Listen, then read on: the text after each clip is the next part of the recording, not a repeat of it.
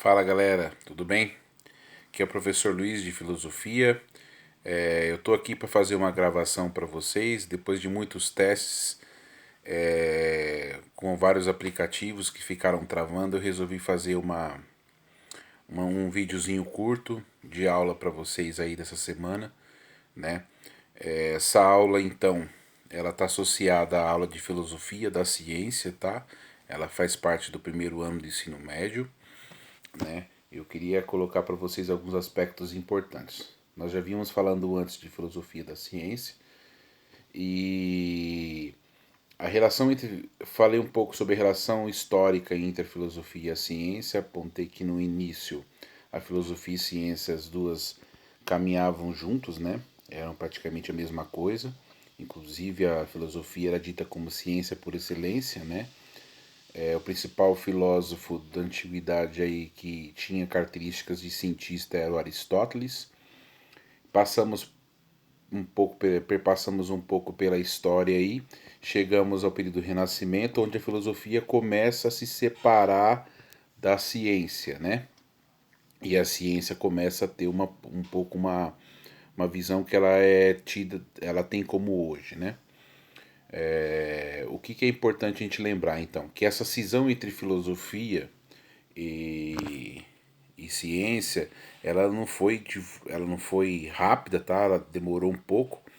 Ela demorou cerca de 4 séculos aí, bem pouquinho, né?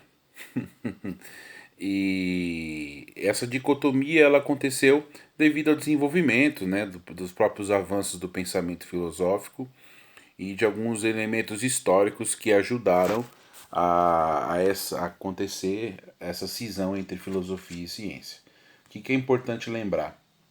Importante lembrar que no século XVIII, né, que surgiram as ciências modernas, né, graças ao pensamento cartesiano no século XVI, né, e graças ao método científico cartesiano, nós temos aí no século XVIII um surgimento das novas áreas de conhecimento, inclusive, né, tidas como pensamento científico. E aí temos vários filósofos e vários cientistas que vão desempenhar um papel importante, né?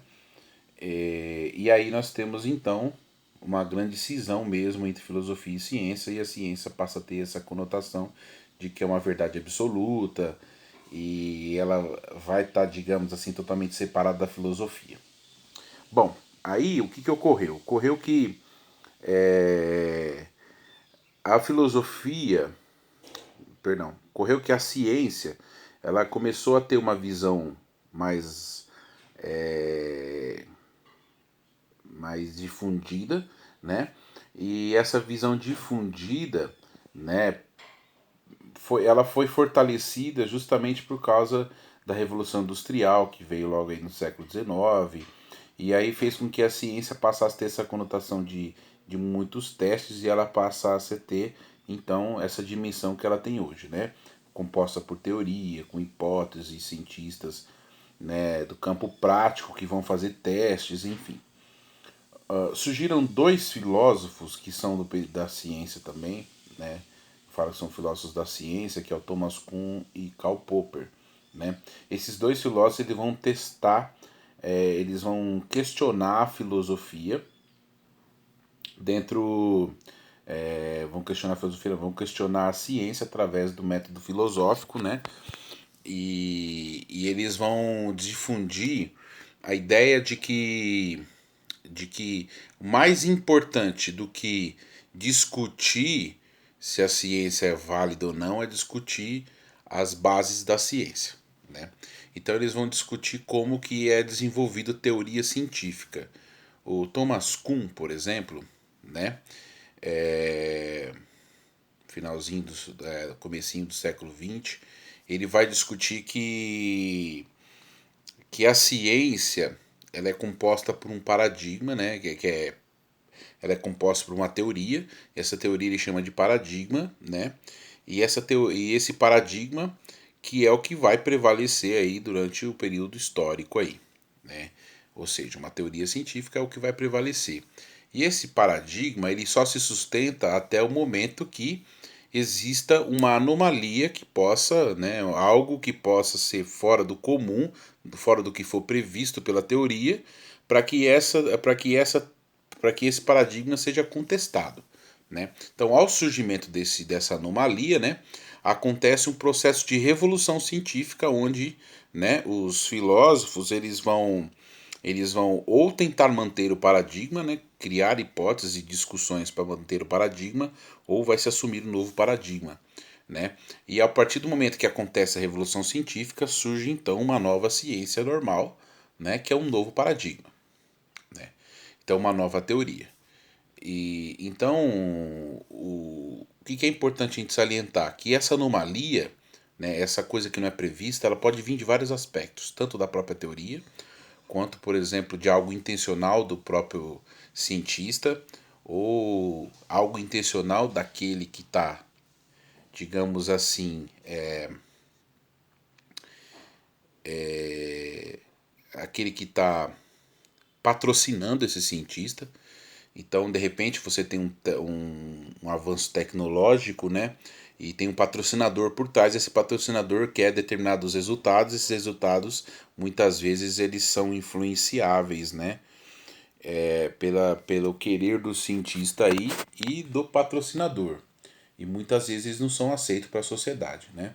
Uma das coisas que é muito interessante dentro dessa construção científica é a ideia de obsolescência programada. Então, hoje, por exemplo, a gente sabe com os avanços tecnológicos e com o patrocínio das empresas de que determinados produtos ou determinadas invenções, eles têm que ter um, digamos assim, um prazo de validade para que as pessoas possam utilizar e possam comprar novamente, né?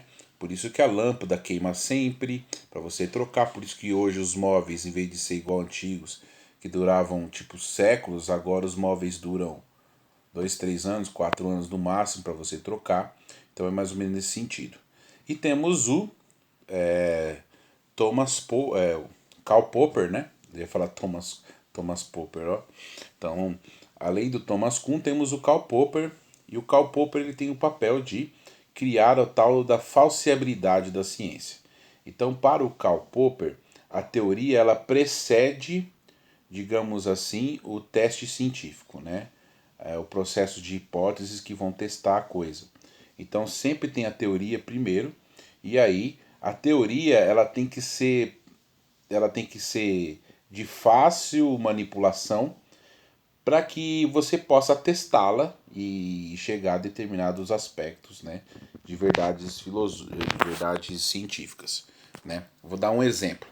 Então, a teoria, como ela precede o teste, então ela tem que ter três características básicas.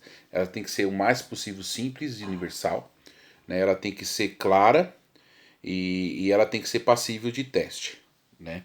Então, para o Karl Popper, uma teoria ela tem que ser, além de ser clara, distinta do certinho e simples, né? Essa teoria ela tem que estar predisposta a fazer testes, né? A criar hipóteses para que ela possa ser falseada. Quanto mais ela se sustentar em cima de testes, mais próxima de uma verdade ela está, né?